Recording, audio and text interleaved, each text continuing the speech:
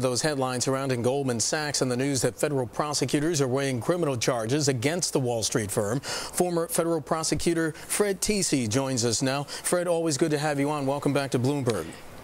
Hey, Mark, thanks for having me. Fred, talk to us about this. What is happening here? Walk us through the legal ramifications of this right now. Well, I think what's going on here, Mark, is if you read the complaint as I have, I mean, it just kind of screamed out that there were possible criminal charges. And either one of two things happened.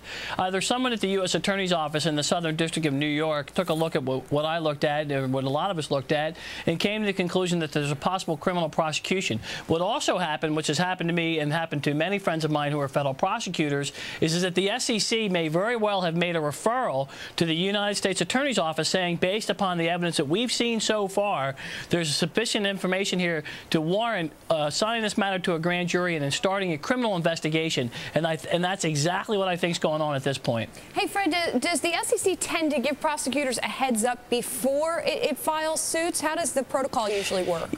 You know what, Julie, can work in either way, because a lot of times the SEC may contact the U.S. Attorney's Office, and the U.S. Attorney's Office kind of may not move as quickly as the SEC would like to. In this instance, you obviously saw a complaint issued by the SEC, although the timing of which is kind of has come under kind of a lot of scrutiny. But regardless of that, the SEC can file civil charges. The United Supreme Court has said that just because someone's prosecuted civilly doesn't mean that they can't be eventually prosecuted criminally. And in this case, I think what you'll see happen is that I think the SEC, if the U.S. Attorney's Office does open a grand jury file and start the criminal prosecution and investigation, the SEC will stand back and cooperate in any way it can and let the DOJ lead the charge. What about evidence of what was going on at Goldman at the time, and perhaps the possibility that they maybe knew that statements that were made were false? How does that factor into this? Well, it factors into a lot of ways, Mark.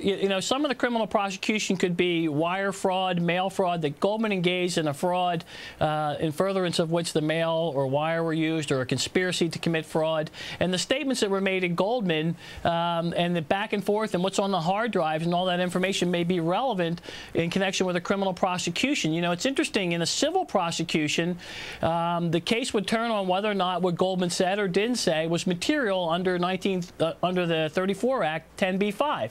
And so if that's the only question, if materiality is the only issue, arguably a lot of this kind of back and forth at Goldman may not be relevant and would never see the light of day or the inside of the courtroom. In a criminal prosecution, where the question is whether or not there was fraud, whether there was scienter or knowledge by Goldman employees that they were engaged in fraud, all of this stuff would then be relevant and then would then be entered into evidence in a criminal prosecution. So, I'm sorry, Julie, go ahead. Well, I was just going to say, Fred, all of this, of course, is still theoretical. We don't know if Goldman's going to be charged with anything or what they're going to be charged with. But what tend to be the consequences in these criminal cases? I mean, could there be the threat of jail time, for example?